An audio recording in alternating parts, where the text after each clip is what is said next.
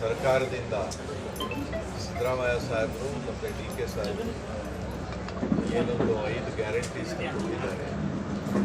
ಅದರ ಪ್ರಚಾರ ಮನೆ ಮನೆಗೆ ರೀಚ್ ಆಗುತ್ತೆ. ಆ ಒಂದು ಕಾರ್ಯಕ್ರಮವನ್ನು ಮಾಡಬೇಕು. ಚುನಾವಣೆಗೋಸ್ಕರಾಗಿ ಎಲ್ಲ ಬೂತ್ ವೈಸು, ಪಂಚಾಯತ್ ವೈಸು ಎಲ್ಲ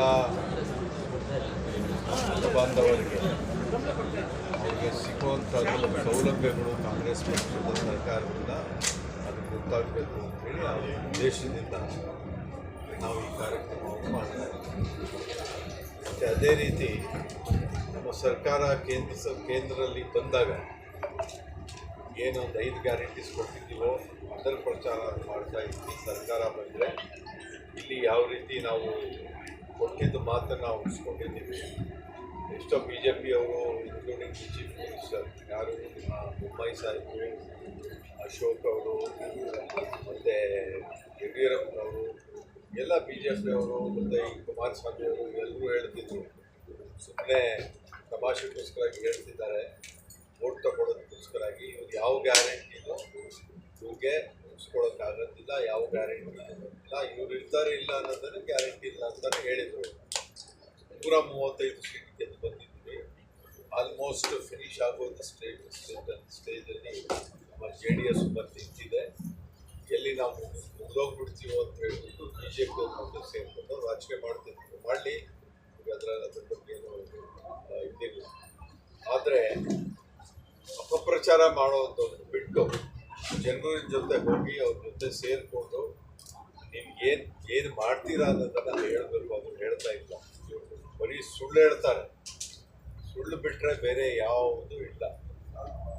ನಮ್ಮ ಪಕ್ಷದವರು, ನಮ್ಮ ನಾಯಕರು ರಾಹುಲ್ ಗಾಂಧಿಯವರು, ಸೋನಿಯಾ ಗಾಂಧಿಯವರು, ಮಲ್ಲಿಕಾರ್ಜುನ್ ಖರ್ಗೆ ಸಾಹೇಬರು, ಪ್ರಿಯಾಂಕಾ ಗಾಂಧಿಯವರು ಮತ್ತು ಸಿದ್ದರಾಮಯ್ಯ ಸಾಹೇಬರು ಮತ್ತು ಡಿ ಕೆ ಶಿವಕುಮಾರ್ ಅವರು ಏನು ಮಾತು ಕೊಟ್ಟಿದ್ರು ಅದನ್ನು ಉಳಿಸ್ಕೊಂಡಿದ್ದಾರೆ.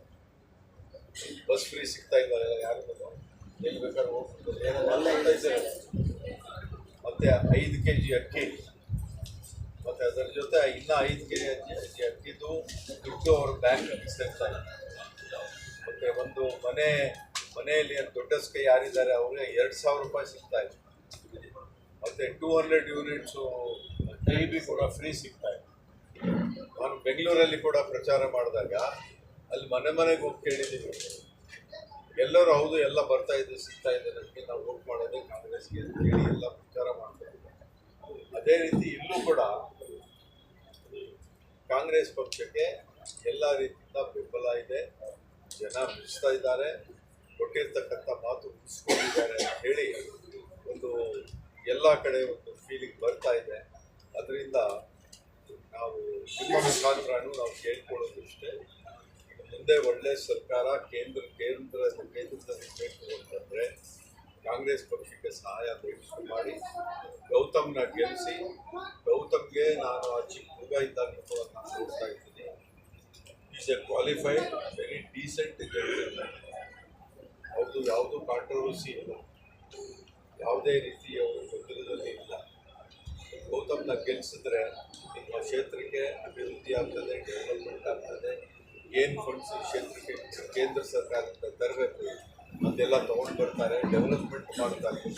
ನಮ್ಮದು ಬರೀ ಒಂದೇ ಒಂದು ಉದ್ದೇಶ, ಗೆದ್ದ ಮೇಲೆ ಸರ್ಕಾರ ಬಂದ ಮೇಲೆ ಇವರು MP ಆದಮೇಲೆ ಇವ್ರು ಬರೀ ಒಬ್ಬರೇ ಅಂತಲ್ಲ, ಎಲ್ಲೆಲ್ಲಿ ನಾವು ಗೆಲ್ತೀವಲ್ಲೆಲ್ಲ first development of the constituency ಮತ್ತು ಪೀಸ್ಫುಲ್ಲಾಗಿ ಈ ರಾಜ್ಯದಲ್ಲಿ ಯಾವುದೇ ರೀತಿ ಗೊಂದಲ ಇಲ್ಲದೆ ಎಲ್ಲರೂ ಅಣ್ಣ ತಮ್ಮ ಹಾಗೆ ಮಾಡಬೇಕು ಅಂತೇಳಿ ಆ ಒಂದು ನಮ್ಮದು ಮೆಸೇಜ್ ಇದೆ ಎಲ್ಲರಿಗೂ. ಮತ್ತು